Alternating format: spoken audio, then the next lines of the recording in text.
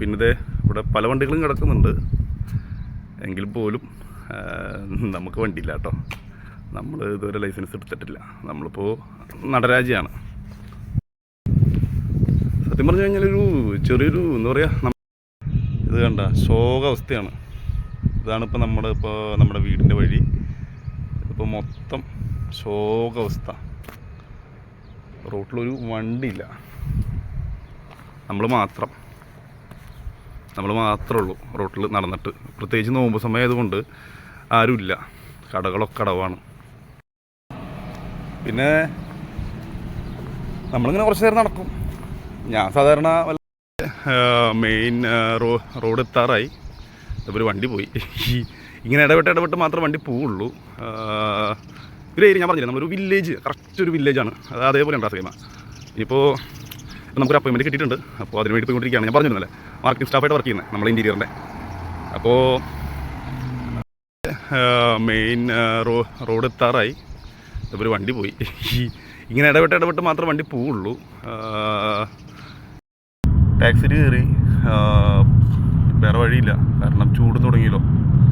പിന്നെന്താ, അതിന് പോയിക്കൊണ്ടിരിക്കുകയാണ്. ഞാൻ പറഞ്ഞല്ലോ, കുറച്ച് കാടും പിന്നെ അങ്ങനത്തെ ഒരു ഏരിയ, നമ്മുടെ നമ്മൾ താമസിക്കുന്ന ഏരിയ. രണ്ട് സൈഡ് ഇതൊക്കെ തന്നെ, ഇടയ്ക്കൊരു ഫ്ലാറ്റും അല്ലെങ്കിൽ ഒരു കുറച്ച് താമസിക്കുന്ന സ്ഥലങ്ങളുണ്ടെങ്കിലും കൂടുതലും കാടും അങ്ങനെയുള്ള സ്ഥലങ്ങൾ കൂടുതൽ വരുന്നത്. നമുക്ക് നല്ല രസമാണ്. നമ്മുടെ നാട് വിട്ട് വരുമ്പോൾ നമുക്ക് ആ ഒരു ഫീൽ തന്നെ നല്ലൊരു വൈബായിരിക്കും. ഇപ്പോൾ അങ്ങനെ നമ്മളിപ്പോൾ റൗണ്ട് ബോട്ട് എത്തിയിട്ടുണ്ട്. റാസഗമയിലുള്ളവർക്കൊക്കെ അറിയാം. ഇതാണ് ഇവിടുത്തെ ഒരു വലിയൊരു നെസ്റ്റോ. ഇതൊരു റൗണ്ട് ബോട്ടിൻ്റെ റാന്തൽ റൗണ്ട് ബോട്ട് എന്ന് പറയും. അത് ഞാൻ കാണിച്ചു തരാം നിങ്ങൾക്ക് പിന്നെ. അപ്പോൾ അതിൻ്റെ ഒരു സൈഡിലായിട്ടാണ് ഈ നെസ്റ്റോ വരുന്നത്. പക്ഷേ എനിക്ക് തോന്നുന്നു ഏറ്റവും കൂടുതൽ നമ്മുടെ ആളുകൾ ഇപ്പോൾ കൂടുതൽ ഇപ്പോൾ ഇവിടെ പർച്ചേസ് ചെയ്യാനാണ് കൂടുതൽ വരുന്നത്. വീക്കിലി ഓഫേഴ്സും കാര്യങ്ങളൊക്കെ ഉണ്ട്. നല്ലൊരു ഓപ്ഷനാണ് നെസ്റ്റോ. പിന്നെ നമുക്ക് ഈ റോഡ് മാർഗ്ഗമാണ് ചെറിയൊരു പ്രശ്നം. അതായത് റോഡ് ക്രോസ് ചെയ്യുമ്പോൾ അത് കണ്ട് സൂക്ഷിച്ചും കാര്യങ്ങളൊക്കെ റോഡ് ക്രോസ് ചെയ്യണം. ഇപ്പോൾ എത്ര സീബ്ര ലൈൻ ഉണ്ടെന്ന് പറഞ്ഞാലും ആ ഒരു പ്രശ്നം മാത്രമേ ഉള്ളൂ. ബാക്കി ഓക്കെയാണ്. അങ്ങനെ ഫൈനലി നമ്മുടെ മീറ്റിംഗ് കഴിഞ്ഞു. തിരിച്ച് നടന്നുകൊണ്ടിരിക്കുകയാണ്.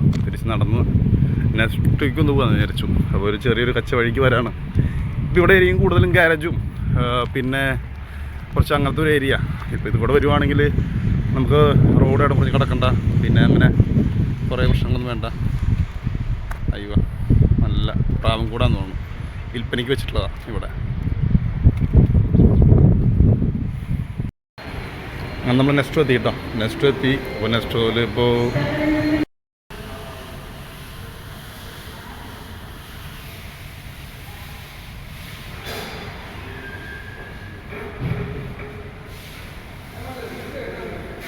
പറഞ്ഞൊരു വലിയ ടാസ്ക്കാണ്. കാരണം നോക്കിയും കണ്ട് കടന്നില്ലെങ്കിൽ നമ്മൾ പടാവും. അതുകൊണ്ട് നോക്കിയും കണ്ടൊക്കെ കടക്കുക, അതാണ് ഏറ്റവും വലിയ ടാസ്ക്. ഈ ഭാഗത്തേക്ക് വരുമ്പോഴുള്ള എനിക്കെന്നല്ല ഒരുവിധ ആളുകൾക്ക് കിട്ടുന്നുള്ള ഏറ്റവും വലിയ ടാസ്ക് അത്. അങ്ങനെ നമ്മൾ റോഡൊക്കെ ഇടം മുറിഞ്ഞു, ചെറിയൊരു ഗ്യാപ്പ് വഴി കിടക്കുകയാണ്. നേരം നടന്നു. ഇപ്പോൾ ഒരു നല്ലൊരു മരം കിട്ടി, തണൽ കിട്ടി. ഇപ്പോൾ ഇങ്ങനെ നിൽക്കും. വല്ല ഷോപ്പും കാര്യങ്ങളൊക്കെ ആകുമ്പോൾ നമ്മളിങ്ങനെ നിൽക്കും, കുഴപ്പമില്ല. എന്താ പറയുക, ചൂട് തുടങ്ങി കഴിഞ്ഞാൽ നമുക്ക് നല്ല പ്രശ്നമാണ്. തണുപ്പാണെങ്കിൽ പിന്നെ കുഴപ്പമില്ല, ഇങ്ങനെ നടന്നാലും കുഴപ്പമില്ല, ജാക്കറ്റൊക്കെ ഇട്ട് നടക്കാം. ചൂട് തുടങ്ങി കഴിഞ്ഞാൽ പ്രശ്നമാണ്. എന്നാൽ പോലും നമുക്ക് വേറെ വഴിയില്ല. ഇപ്പോൾ 6 വർഷക്കാലം ഇതിങ്ങനെയൊക്കെ തന്നെ മെയിൻറ്റെയിൻ ചെയ്ത് പോയത്.